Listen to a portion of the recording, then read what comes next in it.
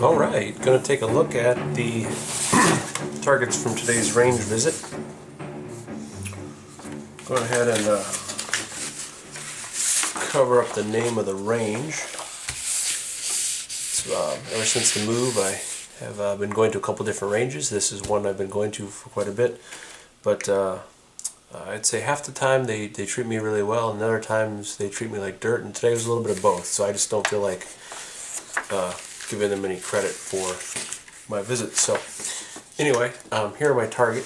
I just always grab one. I wanted a smaller bullseye, so I grabbed the B3, the 50-foot timed rapid fire target. I just thought that's what I wanted today. Just a smaller circle. Just comparison for what that's like. Here's my fist next to it, so that just I wanted something smaller to aim at because I was trying out a rental gun today. First 12 shots I marked by circling, and the group stayed pretty close. Of course, I had a flyer tie and a spread a little bit left to right, but primarily what you can see right here, we have 1, 2, 3, 4. Well, actually, how about 1, 2, 3, 4? 4 that are outside, and the other 8 are right here together. So a little high, a little left, and that was in single action. And then flipped it, and then I did another dozen shots that I squared, and this was in double action. And this is what I found peculiar.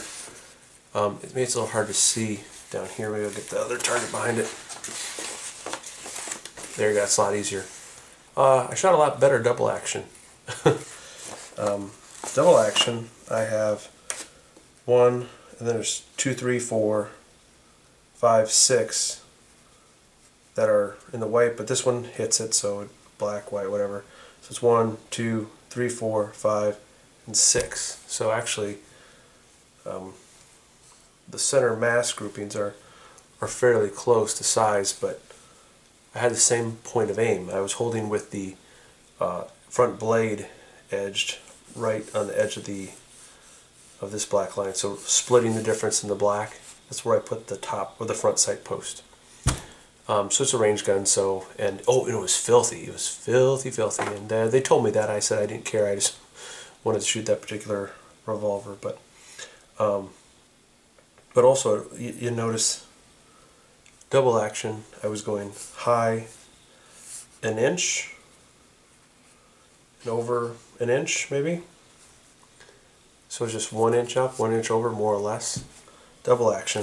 But when I was doing single action, it's more like 2.5 up and 1 over. So what does that mean? Well, you sit and you got to consider, what's happening, what's causing that muzzle to pull up, to go over to the right or left. Am I jerking the trigger? Am I milking it? I did catch myself when I was after these shots. I did some double action work. Has this been where I was saying? Oh yeah, this is what I was saying.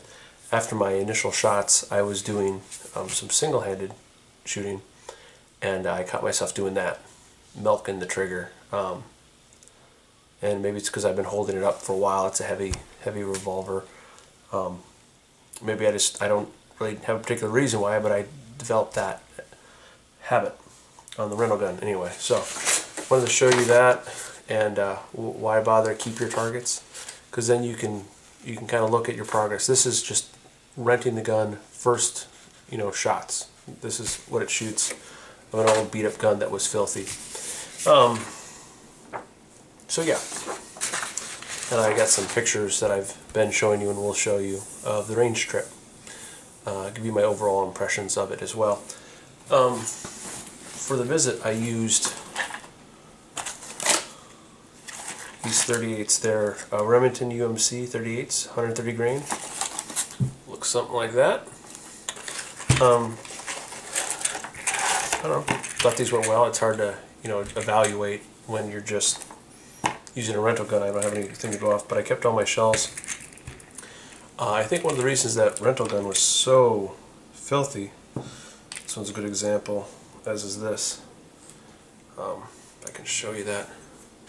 You can, if that's coming up on camera, I don't know if I'm catching the light right. But oh, so you don't need to see my nasty nail right now. Kid crushed it.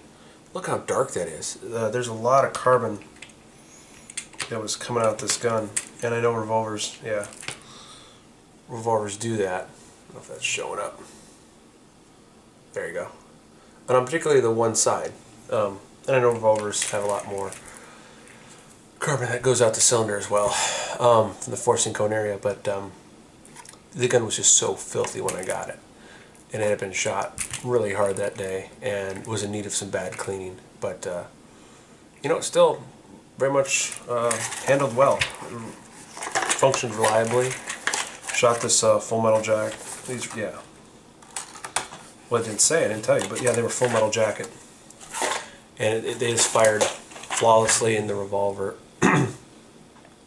And again, these are of course 38s, so there was no real recoil to really negotiate. It's easy to, as the trigger breaks, that even when it startled me, I didn't have the revolver pop over or have any flipping, even though I was not familiar with this revolver, because there's so much weight. You got a lot of steel there, and the 38s, it just, and you could really see the visual of the fire blast off the sides, kind of the diagonal and a little bit up. So there's a lot of crud in there, but anyway. So that was the range visit today. Very rewarding, time well spent.